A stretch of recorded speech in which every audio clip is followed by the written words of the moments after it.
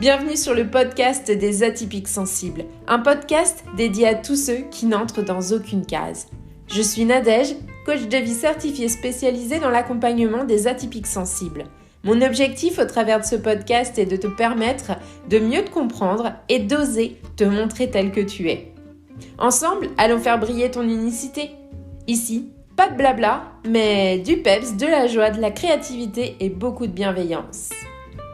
Si ce podcast te plaît, laisse 5 étoiles et un avis, ça lui permettra de voyager et d'agrandir la communauté des atypiques sensibles. Dans ce 15e épisode, on va parler mental envahissant. C'est quelque chose qu'on retrouve chez beaucoup d'hypersensibles qui ont tendance à ressentir les émotions plus intensément que les autres, chez beaucoup de personnes à haut potentiel qui ont une capacité mentale supérieure à la moyenne et chez de nombreux atypiques sensibles en général. Le mental envahissant, c'est quoi ? Des pensées récurrentes et envahissantes qui peuvent provoquer de l'anxiété, du stress, une sensation de surcharge mentale.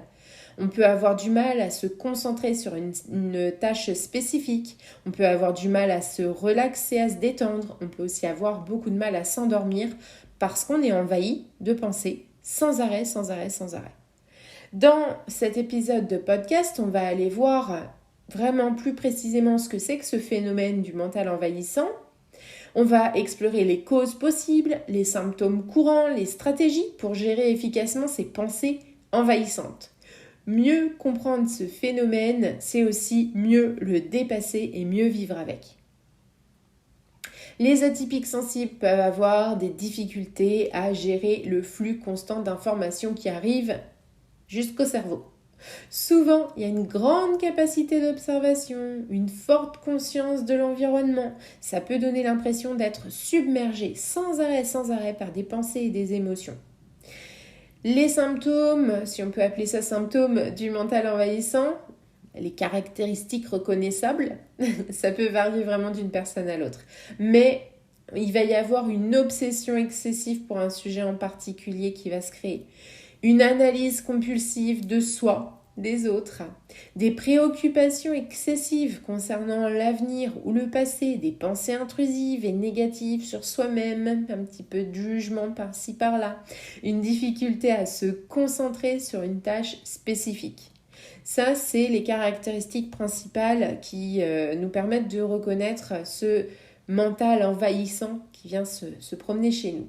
Heureusement, il existe des stratégies pour aider à accompagner ce mental envahissant et ça peut aller de la technique de relaxation, de la méditation et de la respiration profonde à des exercices physiques réguliers, à une thérapie cognitivo-comportementale ou alors à la pratique d'une activité créative pour canaliser les émotions et l'énergie mentale. Si tu me connais, tu sais que j'ai une petite préférence pour tout ce qui va être méditation, respiration et activité créative. Ça, c'est mon truc à moi pour venir apaiser mon mental envahissant. Pourquoi chercher à mieux comprendre les causes et les symptômes du mental envahissant? Tout simplement parce qu'en apprenant à mettre en place des stratégies efficaces pour l'accompagner, on va pouvoir améliorer notre qualité de vie mentale et émotionnelle et tirer le meilleur parti de notre potentiel. Et ça, c'est quand même vraiment super. Alors ce mental envahissant, il peut être aussi appelé rumination mentale, pensée intrusive. Il a un impact vraiment significatif sur tous nos domaines de vie. Je vais vous donner quelques exemples de la manière dont le mental envahissant peut affecter différents aspects de la vie. Par exemple, parlons santé mentale. Le mental envahissant, il est souvent associé à des troubles de l'humeur, tels que la dépression et l'anxiété. Donc ces ruminations mentales-là, elles peuvent venir aggraver ces troubles en renforçant les pensées négatives et en entravant la capacité de la personne à penser de manière constructive. En ce qui concerne les relations avec les autres, ces ruminations mentales-là, elles peuvent entraîner une détérioration de nos relations parce qu'elles peuvent conduire à des comportements socialement isolants. L'évitement des interactions sociales, la réduction de la communication, le repli sur soi. En abordant ces différentes thématiques, je me suis dit qu'il y avait aussi un truc au niveau de la productivité. Parce que finalement, le mental envahissant, il peut venir réduire notre productivité au travail, même à l'école, pendant toutes nos années de scolarité, et parce qu'il va venir réduire notre concentration, il va augmenter le temps nécessaire pour accomplir des tâches. Donc là aussi, ça peut avoir un impact sur tout ce qui va être vie scolaire et vie professionnelle. Il peut avoir aussi un impact sur la santé physique parce qu'il va venir causer du stress. Un stress qui va devenir chronique parce que il y a cette répétition, cet envahissement sans arrêt.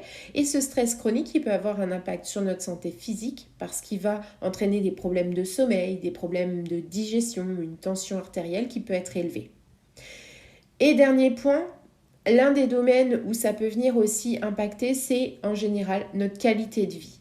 Le mental envahissant, il peut entraîner une détérioration de la qualité de vie parce qu'il crée des niveaux élevés de stress. Donc ça affecte la santé mentale et physique. Et ça vient entraver notre capacité à profiter de la vie, notre capacité à nous connecter au bonheur. Donc le mental envahissant, mais il peut venir vraiment être invasif et impacter tous nos domaines de vie. Ça en fait un problème hyper important à résoudre pour maintenir un état de bien-être global.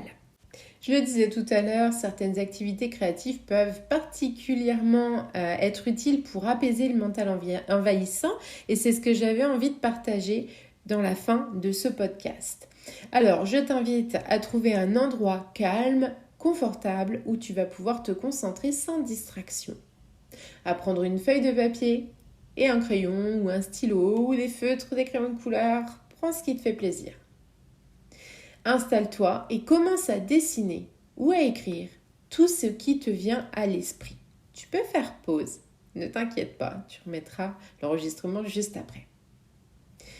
Ne te soucie pas de la qualité ou de la pertinence de ce que tu écris ou de ce que tu dessines. C'est beau, c'est moche, c'est bien écrit, il y a des fautes, on s'en fiche. L'objectif, c'est simplement de laisser tes pensées se dérouler sur le papier. Si tu sens que tes pensées sont toujours envahissantes, essaie de te concentrer sur un ressenti corporel. Peut-être sur ta respiration, sur le battement de ton cœur, sur le clignement de tes paupières. Tout en continuant à écrire ou à dessiner. Si tu en as envie, tu peux utiliser des couleurs, des textures pour exprimer tes émotions ou pour créer une ambiance apaisante. Tu peux aller chercher des images dans un magazine, des mots qui t'attirent. Tu peux utiliser des feutres, des pastels, de la peinture, de l'aquarelle, des stylos de différentes couleurs. Quand tu sens que tu as terminé, prends le temps d'admirer ce que tu as fait. Regarde, observe et remarque 3 choses que tu aimes dans ce que tu as fait. Prends le temps de réfléchir à ce que tu as exprimé au travers de cet exercice. Ça peut vraiment t'aider à mieux comprendre tes pensées, tes émotions, mais aussi à les apaiser. Cet exercice, tu peux le refaire aussi souvent que tu en as envie, aussi souvent que nécessaire, et tu peux l'adapter en fonction de tes préférences. Si tu préfères écrire, écris. Si tu préfères dessiner, dessine. Tu veux peindre, vas-y, colle, si tu en as envie. C'est vraiment une activité qui permet de se connecter à soi-même, d'exprimer tout ce qui se passe à l'intérieur de nous. Cet épisode est terminé, j'espère qu'il t'aura plu. Si c'est le cas, n'hésite pas à laisser 5 étoiles, un avis, à le partager et on se retrouve très vite pour un nouvel épisode.